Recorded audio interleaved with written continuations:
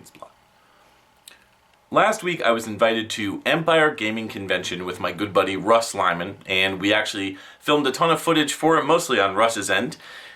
I'm going to go ahead and link down below the video that he shot for it, which he edited together. It came out really awesome, and you can check that out whenever you'd like. It's on his channel and I am featured in it, but that's not why I'm here. Today I'm actually here to talk a little bit about a panel that I was lucky to moderate. The people who run Empire Gaming Convention, this guy Patrick, asked me to moderate the panel for what I would consider the main event or the main attraction to this gaming convention, which was the artist behind PaRappa the Rapper. So he sat down and took a bunch of people's questions, including my own, and I think that everything turned out really well on the panel. It was a lot of fun to do.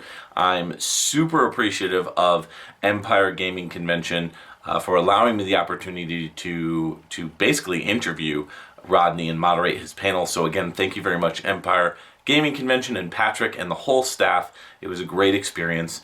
And so without further ado, this is the mostly unedited video that I shot. It has a brief introduction from me to who Rodney is, and then he did a little bit of a presentation on his art and everything. So it's not 100% video games, but I really think you guys will find it very interesting. I certainly did. And then it kind of follows into question and answers, which I got kicking off on my own, and then a bunch of other people asked some questions.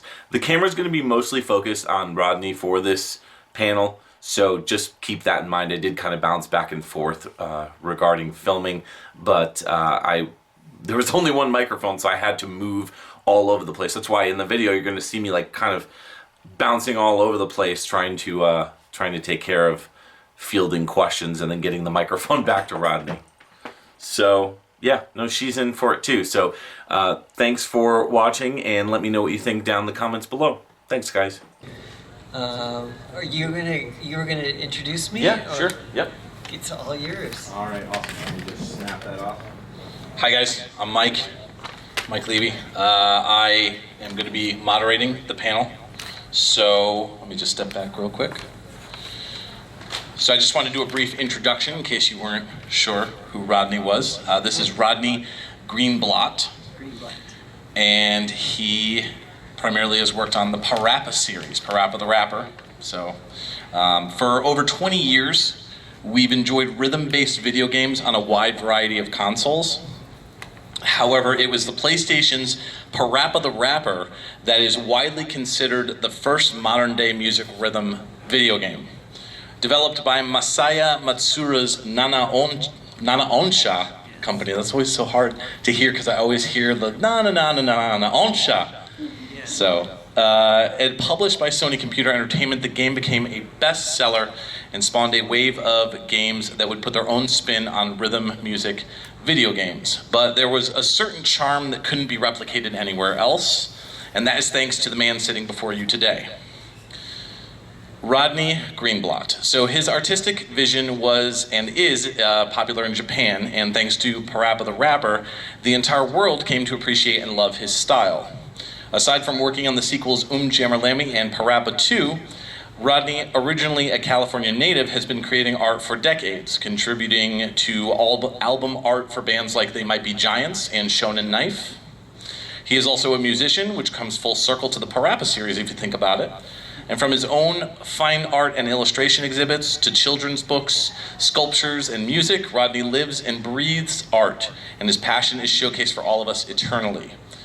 In the PaRappa series, it has sold over 3 million copies worldwide. They couldn't have done it without the help of Rodney, so please do me a favor and give a warm round of applause to the man whose artistic vision created the PaRappa series and inspired a legion of rhythm games to come. I'll turn it over to you. Thank you. And thank you everyone for coming. I'm very excited to be here. I don't know if you know it, but I live in Catskill, New York.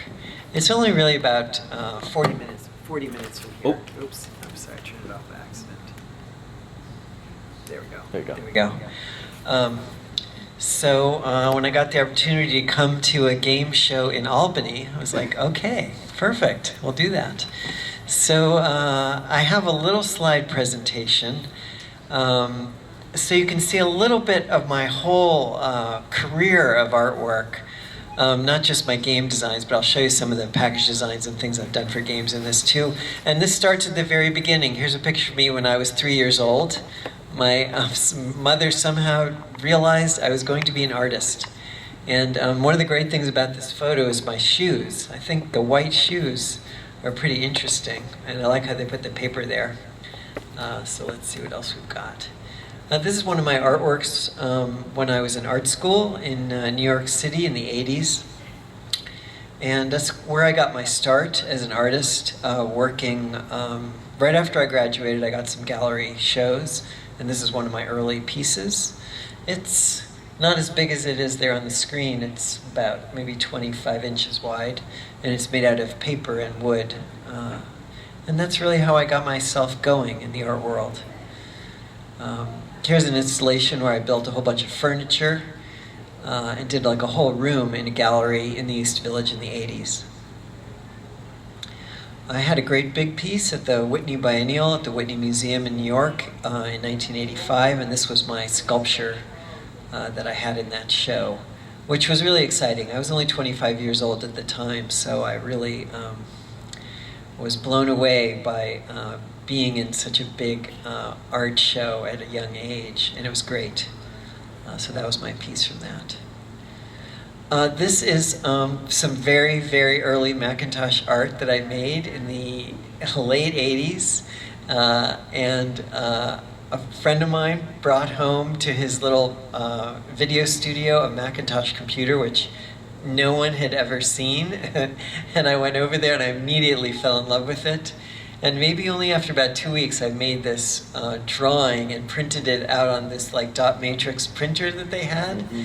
That came with it, I think, or you bought it with this printer that made this weird noise. And I still think this is a pretty good piece of art, actually, considering that it's made on that little Macintosh, the little boxy one, the little screen. And that's really, I started loving computer graphics. And from there, this is less than, I don't know, this is like 5 years later, this was the art that I was making on the computer. And this was done on a Mac II, or I'm not sure what computer I had at the time, but you could see the technology shifted so quickly, and I really kept on it, experimenting and pushing the computer to do what I wanted it to do. Doing the computer graphics, I worked on some CD-ROMs, and eventually I was hired actually first to design cute characters for Sony in Japan. And Sony had a different division that was like a licensing division where they made toys and printed t-shirts and all kinds of stuff. So originally I was hired to design the cute characters, and then found out that they were coming out with this new game platform, and I went and I saw a PlayStation when it wasn't even in its box yet. It was just like on a PC somehow operating. And then I met this guy Matsura and his team who wanted to make this repetitious sort of music Simon Says game. And they wanted me to do the character work. And I already had done a lot of the characters. In fact, you could see in the picture Sunny, Funny, and the blue cat, Katie, and PJ Barry on the turntables there. They were all characters from my original Rodney Fun character collection, which they were selling for products. But then the game people wanted to use all those characters. So all those characters jumped into the PaRappa world, and I designed the new characters, all of PaRappa's teachers and PaRappa himself, for the first version of the game. We had a lot of fun making that game, and none of us had any idea that it would be a hit. There's nothing like it, actually, and there still isn't, basically. And we just didn't know. It wasn't fitting into any of the categories, which were all mostly action, fighting, shooter kind of games in the beginning, sports games.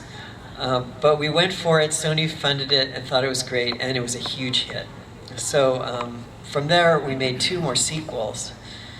And oh, I put this in just so you can remember what it looked like on the screen. Because like the resolution of the first PlayStation is like that big. It's like 640 by 480 pixels.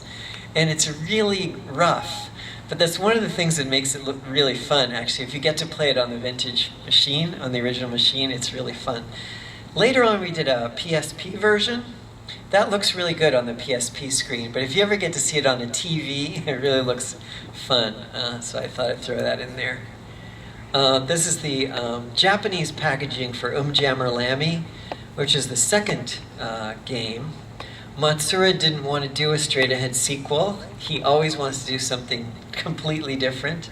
So instead of PaRappa, he wanted me to design a new character who was going to be a female guitar player. And he forced me to make maybe 6 or 7 different versions till I finally came up with this version of Lammy. And the US packaging was a little different, but I thought you might like to see the original Japanese packaging, which had a little window, and you could see the disc in the little window. So the sort of, you can see the CD disc back there. Here's the packaging for PaRappa 2. In the later style box, which I designed the packaging also, which was fun. And I think I threw in, this is a drawing of the characters for the anime. So PaRappa had an anime in Japan that went for 23 episodes, and I didn't get to work on the show, but I did get to design the characters. And these are all my character designs for the TV show. And I think this was a drawing where they're asking me to show the comparative heights of the characters. Sometimes they'd ask me really technical things, and I would make the designs. So this was like a height comparison for all the characters in the PaRappa anime. I have another character franchise in Japan called Thunder Bunny, which they made lots of toys and books for. I think they were hoping to compete with Hello Kitty, but it didn't really work out. But I was grateful anyway. We made a lot of great stuff. I threw in a picture here of fluffy Thunder Bunny toys. We made lots of cute stuff for Thunder Bunny. Then I'm going to show you some of my fine art work, because you guys probably are familiar with PaRappa and all that. I make paintings and sculptures, and this is a painting from 2003 of an extinct dodo bird. And I made a whole series of dodo paintings. So here's Dodo in another world, I think. I made some sculptures. This is a small sculpture. It's a positive energy pump. It's too difficult to explain, but it does work. Positive energy comes out of the frog character's mouth when it's turned on.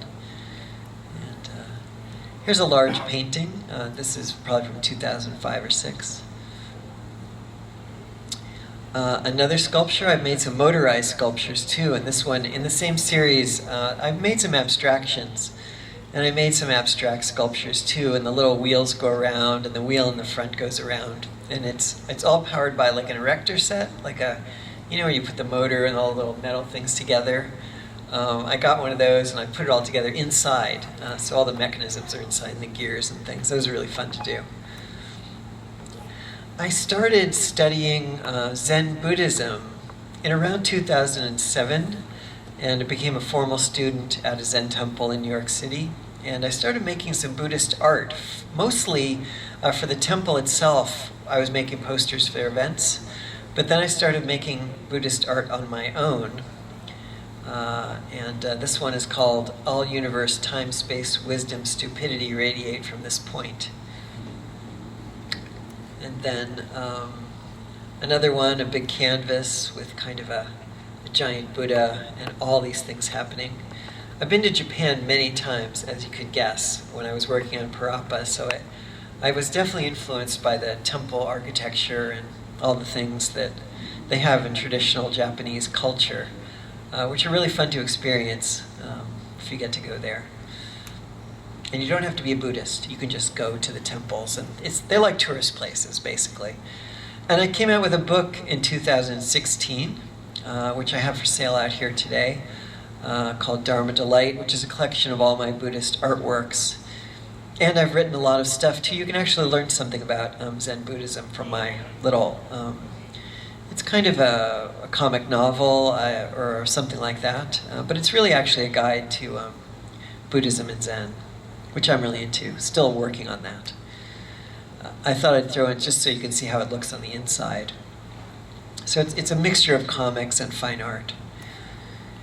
And all the way up to what I'm doing now, I just had a show this May at a gallery in Hunter Mountain. They have an art gallery up there. And this is one of my most recent paintings. And it's a little smaller than you're seeing it on the screen. And I think that's it for my talk. This is a picture of my little shop. If you ever come to Catskill, I'm open Friday, Saturday, and Sunday, and we can visit, and you can look at the products that are around, and my artwork's in the shop too. So thanks for watching the slideshow. Thank you.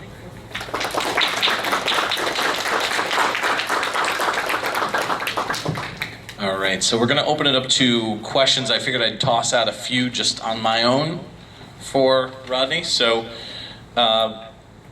Rodney, tell us how you began working with Mr. Matsuura and what that process was like on PaRappa on the first game. Was working on video games a difficult process for you, or did you find the challenge rewarding? Well, as I said, I started out designing products. So I was in the product group, and it was their idea to use my products in the game, so my character designs in the game. So I wasn't really pursuing the game industry, although I had made some CD-ROMs in New York on my own productions. One was called Dazzleoids, and there's one called Wonder Window, that I had designed and done all the artwork animation for myself. So I really knew what I was getting into. But I wasn't there at Sony to work on PlayStation. In fact, I'd never heard of it until I was there. It was just, it was kind of like doing an illustration job in the beginning, but they really needed me because they wanted the game to be in English. I don't know if you noticed that about PaRappa. It's a totally Japanese game, but all the characters speak in English. The script is in English. So it was really fun to be the only American on the team and sort of listen to all the Japanese and what they wanted to say. I would check it, and I loved the weird way that it came out, and the script is really strange, and the things that the characters say are really funny if you're familiar with the game when they talk to each other. And I just thought it was great, and they loved my artwork. So actually, it was pretty easygoing, at least for the first game. It was an experiment. Matsuura is a genius. He's just amazing. He's a tremendous musician and producer, as well as just an amazing technologist and always wanting to push the boundaries of whatever it is. So it was a pleasure to work with him. All right. So you did mention that you had created Sunny Funny, PJ Berry, and Katie Cat before working on the game. Yeah. How did you fit, I know you kind of mentioned this a little bit, but how did you fit those characters in with this franchise? And when you were putting these characters in the game, were you trying to also make new characters that fit in with these? I know you kind of answered that a little bit. Or were your original characters added in afterwards, which again, you kind of answered, but would you say regarding the process itself, was it easy kind of coming up with new ideas that would kind of mesh with these old designs that you would come up with? It wasn't that hard because Matsuura and his team really loved the world that I had created for the products. Because I was drawing all kinds of things like where PJ was doing something. So they loved the whole thing and they just wanted to move that over. The funny thing was it was going to be a rap game. And in the 90s in New York, rap was a lot tougher. Like, it was just a very urban, different kind of a vibe. And I was really surprised they wanted to use my artwork for a rap music game. And especially because I'm from the suburbs, let's face it. I grew up in the suburbs of California and Washington, D.C. And I wasn't sure how it was going to work. But they were just inventing a whole new thing. And rap actually in Japan was a lot lighter and they were just starting to really get it out there into the pop scene. So PaRappa just fit right into this little notch in pop culture in Japan. And it all went together really well. I must say I was a little skeptical in the beginning when they were telling me what it was going to be about, or what it was going to do, and how it was going to work. But when I heard the music, I was totally with it. The music for PaRappa 1 is fantastic, and I loved it. All right, and my final question, this is probably on everyone's mind, so I'll ask it. Have you ever been approached about doing a third numbered entry in the PaRappa series? And if not, would you work on it? And if you have been approached, can you tell us, if possible, some behind the scenes on why it never came to fruition? Okay. My question, I got it. Okay. You guys are all fans, so it's very difficult to make another PaRappa game. I don't usually talk about this because it's hard to explain. But you know, when you do these kind of games with a big company, they divide up the rights, right? There's all kinds of different rights to these games that go on and on. It's technical stuff, and it's not fun. But one of the things that happened is Sony managed to keep the game area of the thing, right? And then on my side, myself and my agent, we got the rights to the characters. And then there's Matsura. And we actually don't know what his scope is because he's so difficult to figure out. But anyway, it's hard to get back together. I don't know if any of you know, but there was a game called Major Minor's Majestic March. It's a totally obscure game that they tried to bring us back together to do, but it didn't work. Sony wasn't involved in that. But the thing was, Sony was, at that time, really supporting us well. And after Lammy and PaRappa 2, the story was a little different. We wanted to keep going, or at least I did. I'm not sure where Sony was, and I'm not sure even where Matsura was. He was already wanting to do something else. That's just the way it rolled out. I've always wanted to keep going. I mean, I think we should have been on PaRappa 8 by now, but it just didn't happen. And like big companies, the people change. There's nobody there now who worked on our games in 1996. My God, that's a long time ago. So, you know, things have moved on. I think it's possible that there would be another PaRappa game. If someone at Sony woke up to this and really decided to do it. But as you know, the game scene is very different now. The games are big productions with all kinds of actors and special effects, and it's just different than it was when we were starting out. So, time's gone by. I'm not going to say it won't happen, but it's difficult. But I often, you know, did you see that PaRappa was in this battle game? There's this Sony battle game. I forget what it's called. All-Stars. All-Stars, where all the characters are battling, right? And they wanted to have PaRappa battling in this game. So I thought, well, maybe this is a way for PaRappa to come back to life because these are all new people at Sony. They were in California, actually. Great people, all PaRappa fans. They really wanted to PaRappa in the game. I wasn't too keen on PaRappa being in this game where he first he was going to have a gun, and I said, no guns. And they said, okay. They said, Rodney, okay, fine. We understand you. We don't need to have guns, but he's going to hit people in the head with a skateboard. And I was like, I don't know about that. And actually, when you watch it, it's really violent to be hit in the head with a skateboard. But anyway, it was a battle game. I said yes. Really hoping that PaRappa would continue, but unfortunately, it didn't. I don't know why. I don't know what was up with that team, if they're still together. Sony's a huge, enormous company with each section of it is like another company. So that's where we're at, and that's all I'm going to say about PaRappa 3. Fun fact about PaRappa, the very first game, the motion elements of capturing somebody on film to use the motion capabilities. That was one of the first games that did that on the PlayStation. Yeah. So another first for PaRappa. Yeah. So we're going to open it up to questions. I'll walk around with the mic. We'll take some questions. We'll walk back, and Rodney will answer them. So who wants to go first? Oh, there you go. Hi, I was just wondering, how did you even get started working with a Japanese company in the first place? Oh, okay. Well, it's a good story. I was doing my thing in New York. I was showing my artwork in galleries, and I had a couple of kids' books out. And then I met this guy who was an agent who was starting a company representing foreign illustrators in Japan. So European and American illustrators to do advertising work, basically. And he asked me if I wanted to, he loved my work, he saw it in a gallery, and he asked me if I wanted to be represented by himself, his little group, to do illustration work. Of course I said yes. I mean, I really needed to make money, so I was like, yeah, I'll do illustration work for Japanese companies, whatever.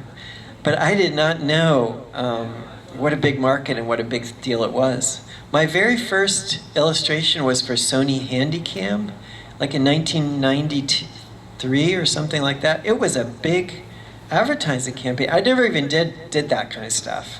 I was really doing the kids' books and the art.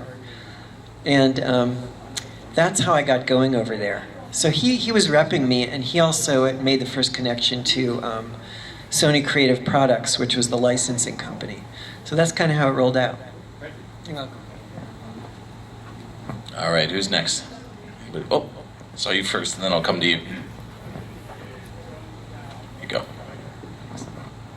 So I guess sort of piggybacking off the Japan question, there were quite a few regional changes between the games, and I was wondering about one specific change, if you had any stories about it. In Lammy, I guess there's a point where Lammy dies and goes to hell. That's right. It's kind of a spoiler. And that didn't make it overseas, that didn't make it to the US. I was just wondering if maybe any regional changes, any stories about those kind of things?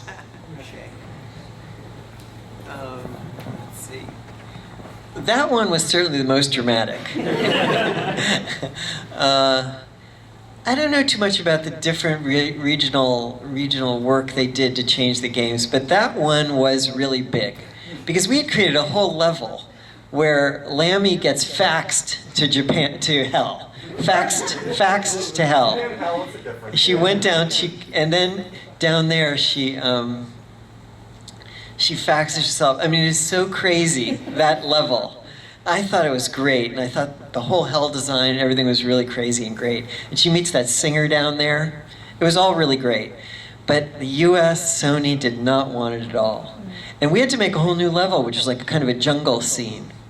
And like to make a new level in a game that's already almost finished was really a setback. I remember everybody, we couldn't believe it was happening because we all thought the hell thing was just so great. But it didn't play with Sony US. So the Sony US version of Lammy's a little different. What's that? Like Untitled Lammy remastered Gwen with that level. Yeah, if they ever do that. Well, you know, they made a newer version of PaRappa for PlayStation 4. But they haven't done anything with Lammy. And I've been asking and hoping that they will. And maybe they'll do it. The Lost Level would be great on PlayStation 4. I think it'd be perfect. I'm gonna track down an import copy now. All right, I think you were next, and then you. Hi. Hi. So you've designed a lot of very interesting looking mentor characters for PaRappa. Oh, yeah. I was wondering if you had like a favorite of them at all. Of the teachers? Yes. Yeah. Like Chop Master Onion. And... Yeah, well, Chop Master Onion does come to mind because he is really wild, fun character.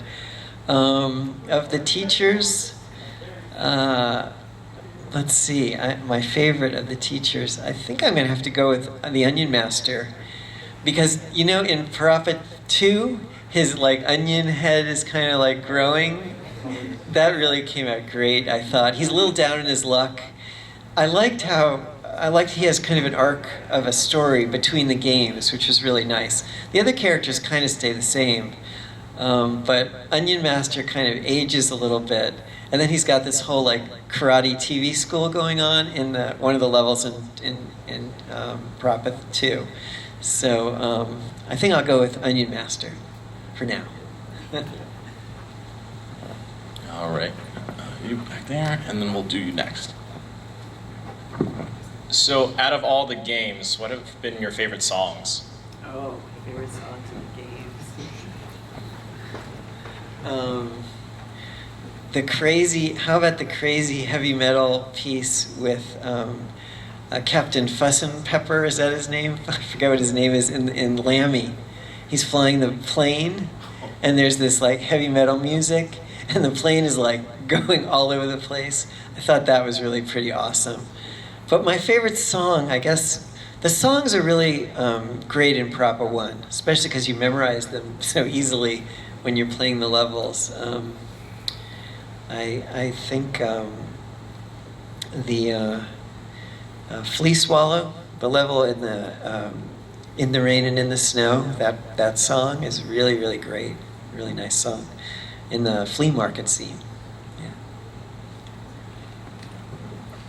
All right. Yep. So what's the story behind naming a character after Mussolini?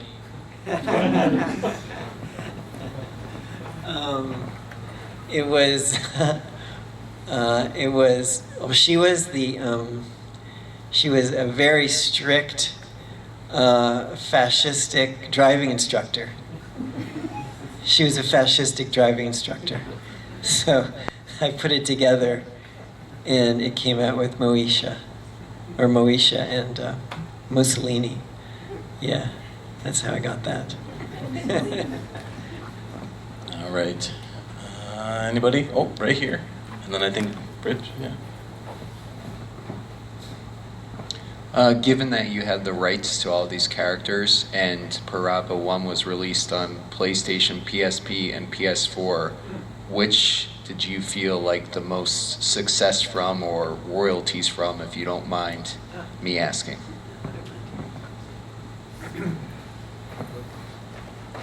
Well, it's a kind of a technical question, but really, most of the income from the whole thing came from PaRappa 1. That was a major hit, and Sony was beside themselves with happiness, and we all were too. I mean, it was great. Lammy was a little harder to play, and didn't quite sell as many copies. And then PaRappa 3, I think they just took so long to get it out. We missed the sort of cycle, the what do you call it, the momentum. It was definitely PaRappa 1 as far as that. The PSP version did well, and I really like the PSP version. Actually, for myself playing it, that's a great way to play the game. You can really, I don't know, the headphones or something about it, it's really fun to play the PSP. I've not seen any, okay, I don't know, I'm on the mic here saying, I haven't seen any money from the PlayStation 4 version. And I don't know if I ever will, but it's okay. It's a lot of time has gone by here. But anyway, yeah, that's the story on that. Yep, Rich. At the foreword it was mentioned you worked with like a lot of album covers. Yeah. How was that experience like?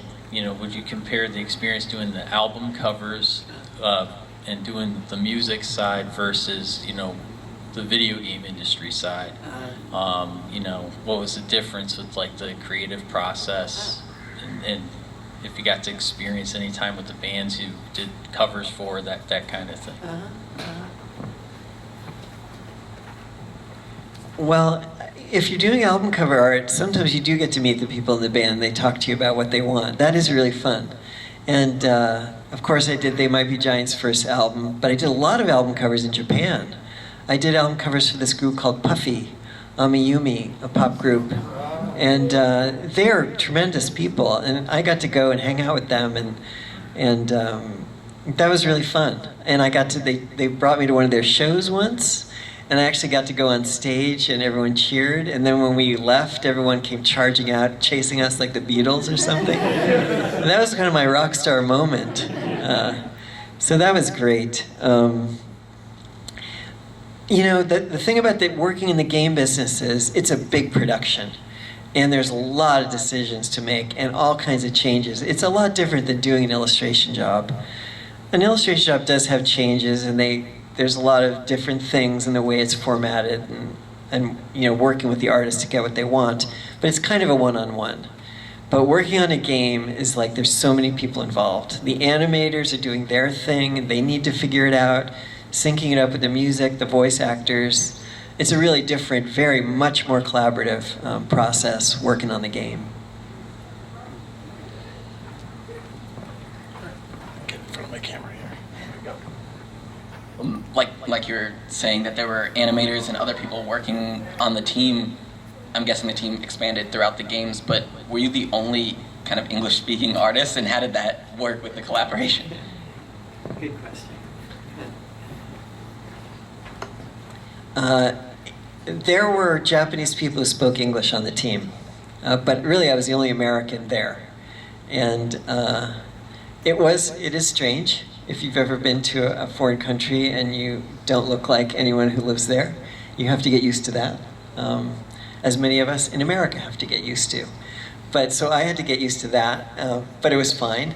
And I just loved it all. I mean, it was all new to me when I first got there, and I started loving Japanese culture. And of course, they wanted to take me everywhere and show me all these things, every tourist attraction, and we took road trips all over the place. So it was a good experience. There were some mix-ups sometimes, and I would try to correct them, but sometimes I just let the mix-ups go because they were so funny.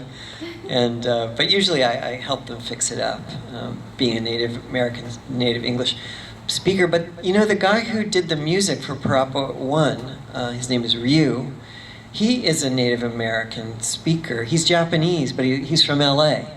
And he wrote those raps. He wrote the raps for Master Onion. He did Onion Master's voice. He was amazing. He was amazing. And then my agent, who's representing me still to this day, he speaks English very well too. Matsura speaks a little English, so it was enough people if I had something I really had to say. But usually they ask me for stuff and I would just do it, which wasn't hard. All right, is that all right? Yeah, thank you. All right, who's next? Oh, right over there.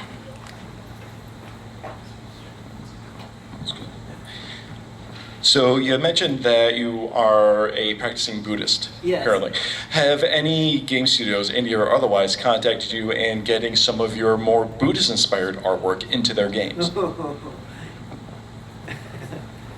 question. No.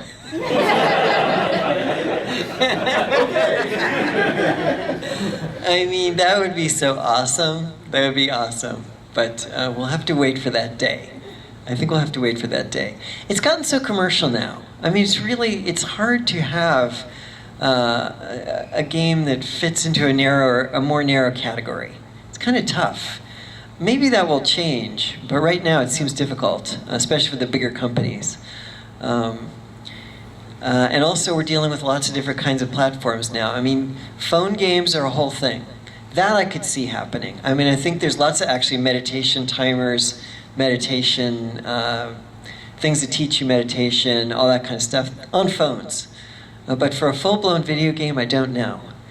I mean, but look at anime. I mean, a lot of anime has some kind of Zen overtones in different places, although it's not a straight-ahead Buddhist teaching, but maybe someday. I think it ends at, what, 2:20 something? Let me think. I'm trying to just remember what time this ends, because nobody's coming bang down our door. So, more questions? Anybody? Oh, okay. You just mentioned anime, so what is your favorite anime? Oh, wow. Favorite anime? That's a hard. I'm an old guy. I'm not watching a lot of anime. But now that it's creeping into Netflix, I think I'm gonna follow it a little better. But you know, I loved that movie Akira. That is awesome and frightening. That is an amazing, dark vision that I thought was great. And it's a really expressive movie. So that, I guess, would be my favorite in that, for what I know about it. I love that. Any other questions? Anybody at all? No. What was it like on the PaRappa animated series? You said that as far as working on it, you designed the characters. Have you seen the show? Because I didn't even know it existed until I started doing research for this panel. What do you think that it would ever possibly come to America, either in a reboot or another series? Since you own the rights to the characters, do you think that that's a possibility? Okay, it's another complicated thing. I'm sorry. That company that made that animation, they were another company. And they were really difficult.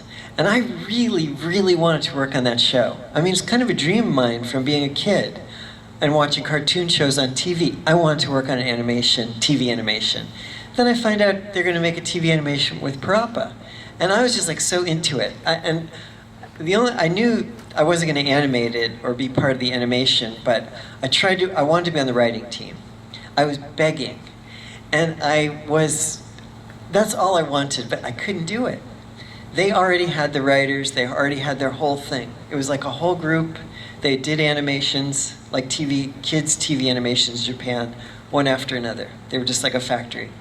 And I couldn't get into their factory. It's so sad, because I think I could have made it a lot better. Now, I have seen all the episodes because they used to send me the episodes as they came down. And the writing is pretty fun if you've seen it. It has a lot of crazy things. But if you notice, the PaRappa and his friends are all like kids in a schoolyard. And they're like 8th graders, basically. And that wasn't really the way PaRappa was in the original game. They're more like teenagers in the game where they're driving around in cars and they go places and they go to the club and PJ's a DJ and he works in a record store. They were a little older, right? But then in the TV show, they made them all in the school. And the whole thing revolved around the schoolyard and school stuff. So it was really difficult. I didn't think that wasn't the direction where I wanted to go. But they had their whole thing going. And that's the story of that. It had some technical problems. The baseball game, I think, preempted the show 3 times. So the show was on like Saturday afternoons or something. I'm not even sure if I'm right about that. But what I heard was the Japanese baseball is huge. Like everybody watches Japanese baseball. And the game like preempted the show 3 times. And supposedly that made it not as popular. Like it knocked out the rhythm of seeing the show every time at the same week. And that was one of the excuses they used. Now I think the writing was a little bit shaky. But you could also blame the baseball games for the problems that it had. But it is fun, and you can watch it on YouTube, I think, these days. It never really got officially dubbed or subtitled either. And I also complained about that. I haven't been sitting here just doing my own work. I have been trying to get these things going. But Cartoon Network wasn't too crazy about working with Sony. What can I say? 2 big monster companies. So who knows? But if you have fans are doing it though. And I guess that's the last thing I'd say, since it seems like we're coming to an end. If you ever meet people from Sony or on Sony's blog, Sony's whatever, say something about PaRappa 3. Like, wouldn't it be great if there's a PaRappa 3? I saw Rodney Greenblat at this talk. He wants to do it. Because it's got to come from them, basically, and you guys. So thanks so much. Thanks. I think we got until we have 5 minutes. So anybody have last questions? Because if not, I'm gonna ask one. I got a good one. So I know you do sculptures and things like that. Yes. If you could design your own PaRappa merchandise, what would you do? What would you make? Well, I've done tons of PaRappa merchandise, but we designed a PaRappa mini theme park. Actually, I did all the work for it. It was going to be in Japan, and the company was going to be Namco. Namco, the game, they make the game consoles and the arcade game console. They hired us to design an entire basically what amounted to a PaRappa mini theme park, and I really wanted that job. I designed all these pavilions and a giant Thunder Bunny bounce park, like a bounce castle. And I can't remember it all, but I really had the whole thing laid out with the different places you could go and meet the characters and different character-themed things. And it was musical too. It had like all these musical elements where the people in the park could create music in these pavilions or whatever. It was really neat. I don't know whatever happened to it, but I think if I could make that happen, that would be amazing. That'd be really cool. So I guess that is it for the panel. I want to thank Rodney and all of you for coming to the panel. Please make sure to stop by Rodney's booth. He has a booth with merch, and I'm sure you're doing like signatures, autographs, and all sorts of stuff, photos. I'm gonna go get some myself. I wanted to also thank the whole venue for having the opportunity to do this. This is awesome. So thank you to. We're not getting kicked out, so it's like, should we keep going? Can I do a commercial? Yeah, of course. Sorry, one commercial. You know, I have a shop in Catskill, in the town of Catskill. I have my own shop called the Rodney Shop. We're open Friday, Saturday, and Sunday. And it's not far from here. It took us about 40 minutes. With no traffic, it took us about 40 minutes to drive up here. So come on down and visit me and see my paintings and stuff, which are in the little shop. It's right on Main Street in Catskill, right near the movie theater. There's only one street. No, there's a lot of streets. There's only one Main Street. And come down and see us at the Rodney Shop. Thanks.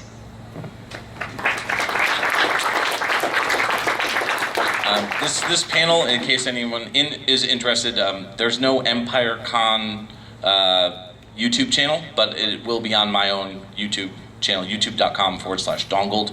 Little self-promotion, sorry, but just wanted to let you know if you wanted to watch it later on, comment, whatever. Again, one more round of applause for Rodney. And